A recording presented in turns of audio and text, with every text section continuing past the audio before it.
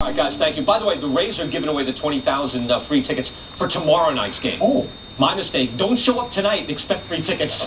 You won't get them. Tomorrow night. So we can go. Yeah, against the Orioles tomorrow night. What, you need free tickets? Well, you know. All right, so anyway, to the NBA. The Heat, they've had their media day, right? Which is good, because they really weren't getting enough publicity. So finally, the big three, and the rest of them, whoever they are, on the floor today. Yeah, Chris Brown, Dwayne, and them on the floor. But, you know, it's where that floor is that may be just as intriguing as the team practicing on it.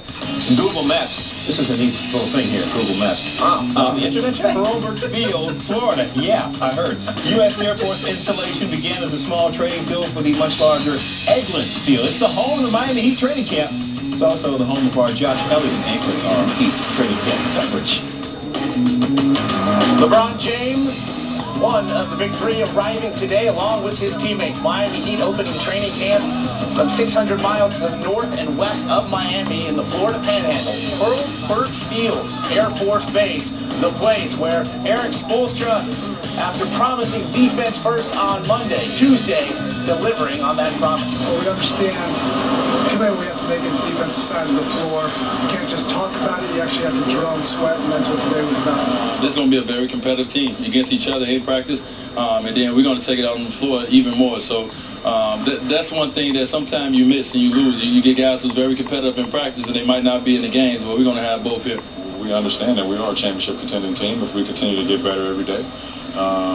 We do what needs to be done to win games, and Coach Spo and the coach staff is going to put us out there to win games, and we just got to execute the game plan. Josh Elliott alongside Jalen Rose and John Barry, and fellas, posterity will show it was that building right there, directly behind us, Adderholt Gym, here at Hurlburt Field in Air Force Base in the Florida Panhandle, where the newly remade Miami Heat took the floor for the first time as a team. It was a very spirited, very intense first workout. JB, what'd you take away from it? Well, a few things. Number one, LeBron James, like we saw at Media Day, very serious, very focused. And he was the vocal leader. Dwayne Wade said, hey, I'm kind of a quiet guy. You're probably going to hear LeBron James be that vocal leader. And that's certainly what he was today, encouraging teammates, barking out defensive assignments. And it was all about defense. That was the name of the game today. The Miami Heat, no offensive work today. It was all about the defensive end. 4-on-4 drills throughout the 2 hours. LeBron James teams were the teams that won. The Miami Heat feel an NBA championship is going to happen if they're a great defensive team. And also for Coach Spoelstra and the staff, you want to build chemistry and confidence with your role players. And for LeBron James, Dwayne Wade, and Chris Bosh, set the tone in practice on both ends of the floor. Create a work ethic and a work environment that everybody has to follow.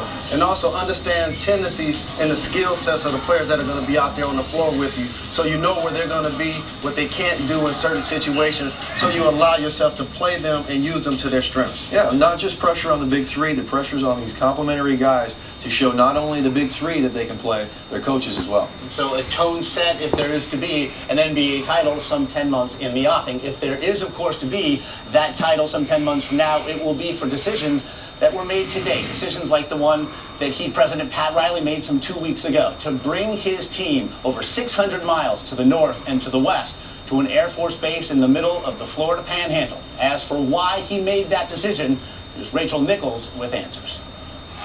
With so much hoopla in Miami, the Heat wanted training camp in a place where players could see a bigger picture than themselves. As they held their first practice here at a Florida Air Force base, they declared they found it. In the military, they go by a strong cord and being a tight-knit group and not letting any distractions get involved in front of what their game plan is. And, hopefully we can implement that into our season.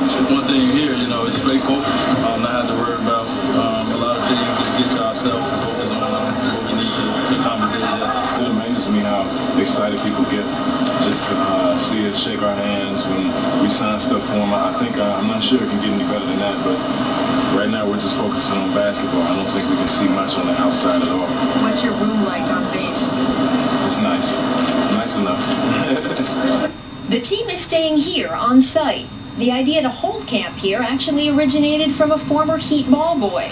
Staff Sergeant Perrin Outing is now in the Air Force and was stationed at this base a few years ago. I mentioned it to one of the trainers, and basically he thought about it and he proposed the idea to leadership, and basically here we are now, man. The Heat even carried the military theme through practice. It was all defense. Coaches didn't run a single offensive drill. LeBron James was vocal throughout, although he did note that as a newcomer for the first time in 7 years, he had to hold back a little bit. As he put it, you don't want to wear out your welcome on day one. At Hurlburt Field, I'm Rachel Nichols, ESPN. The second practice of today's two-a-day is currently underway, and we will have it for you all week long here on SportsCenter. Jalen Rose and John Barry, I'm Josh Elliott. Let's head back to the studio.